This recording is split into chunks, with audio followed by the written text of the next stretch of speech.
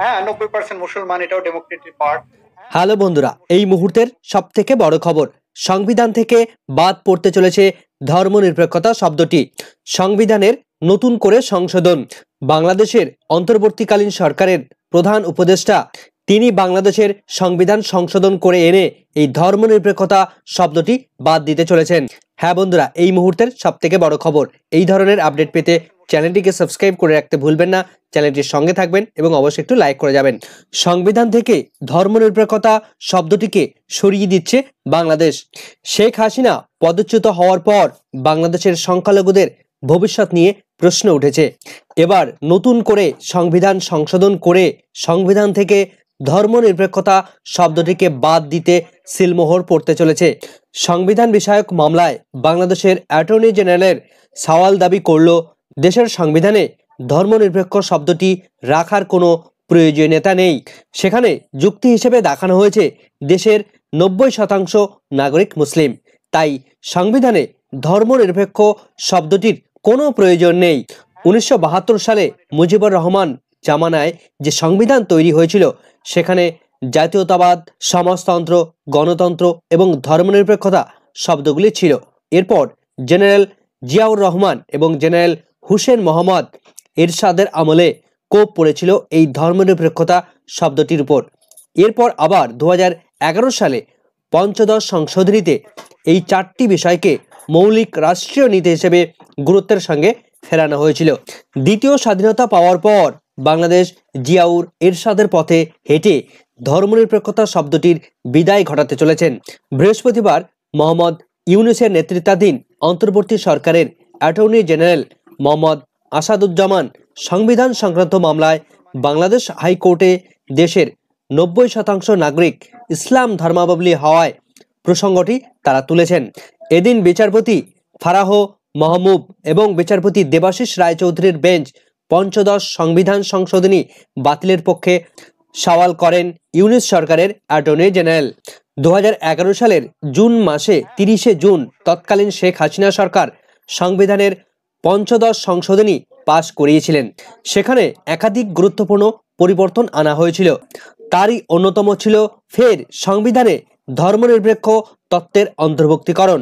বৃহস্পতিবার অন্তর্বর্তী সরকারের অ্যাটর্নি জেনারেল আসাদুজ্জামান সাব জানিয়ে দিয়েছেন, আজ 2(a) ধারায় ধর্মনিরপেক্ষতা শব্দটি রাখার কোনো প্রয়োজনীয়তা নেই, কারণ এই দেশের 90% মানুষ মুসলমান। পূর্বে আল্লাহর প্রতি অবিচল আস্থা এবং বিশ্বাসের কথা ছিল এবং সংশোধনের আগে যেভাবে সংবিধান ছিল সেভাবেই তা বহাল করা হোক। তিনি স্পষ্ট করে দিয়েছেন, পালাবদলে বাংলাদেশে আর মুক্তিযুদ্ধ পরবর্তী ধর্মনিরপেক্ষতা এবং সমাজতান্ত্রিক চেতনার প্রয়োজনীয়তা নেই। ধর্মনিরপেক্ষতার জায়গায় মৌলিক অধিকারের বিষয়ে সওয়াল করেন অ্যাটর্নি জেনারেল। এমনকি 9(a) ধারার বাঙালি জাতীয়তাবাদ নিয়েও প্রশ্ন তোলেন আসাদুজ্জামান। তার পাশাপাশি মুজিবুর রহমানকে জাতির পিতা আখ্যা দেওয়ার বিষয়টিকে সংশোধনী আনার প্রস্তাব করেন এই অ্যাটর্নি জেনারেল। যদিও পাল্টা আইন করে ওই আখ্যা প্রত্যাখ্যানের দাবি জানিয়েছেন তিনি। বলেছেন, দেশের স্বাধীনতায় তার অবদানের কথা অনস্বীকার্য এবং তাকে সম্মান জানানো অত্যাবশ্যক, কিন্তু আইনের ধারা তো কার্যকর করা নিশ্চিতভাবেই বিভাজন সৃষ্টিকারী। গত আগস্ট মাসে প্রধানমন্ত্রীর পদ থেকে শেখ হাসিনার অপসারণ এবং অন্তর্বর্তী সরকারের দায়িত্ব নেওয়ার পর অ্যাটর্নি জেনারেলের পদ থেকে নিযুক্ত করা হয় মোহাম্মদ আসাদুজ্জামানকে। তিনি হাসিনার জামানায় বাংলাদেশের সংবিধানে সংশোধনী এনে 7(a) 7(b) অনুচ্ছেদে প্রবর্তনের প্রতিবাদ করেন। তিনি বলেন, এটি গণতন্ত্রকে ধ্বংস করা ছাড়া কিছুই নয়। উল্লেখ্য যে ওই 2 অনুচ্ছেদে সংবিধানে থাকা কোনো আইনের সরাসরি বিরোধিতা করা বা তার প্রতিবাদ করার ক্ষমতা রদ করা হয়। আসাদুজ্জামান তিনি জানিয়েছেন, শুধুমাত্র স্বৈরতন্ত্র চালিয়ে যাওয়ার উদ্দেশ্যেই এমন আইন প্রণয়ন করা হয়েছে যা বাংলাদেশের মানুষের ভরসার ক্ষেত্রটিকে দুর্বল করে দিয়েছে, একই সঙ্গে দুর্বল করেছে দেশের গণতন্ত্রের ভিত। সংবিধানের পঞ্চদশ সংশোধনী প্রত্যাহারের দাবি জানিয়েছেন অ্যাটর্নি জেনারেল। তিনি বলেন যে বাংলাদেশের মুক্তিযুদ্ধ এবং স্বাধীনতার যে মূল ভাব তার বিরোধিতা করে এই সংশোধনী, অতএব তা খারিজ করা হোক।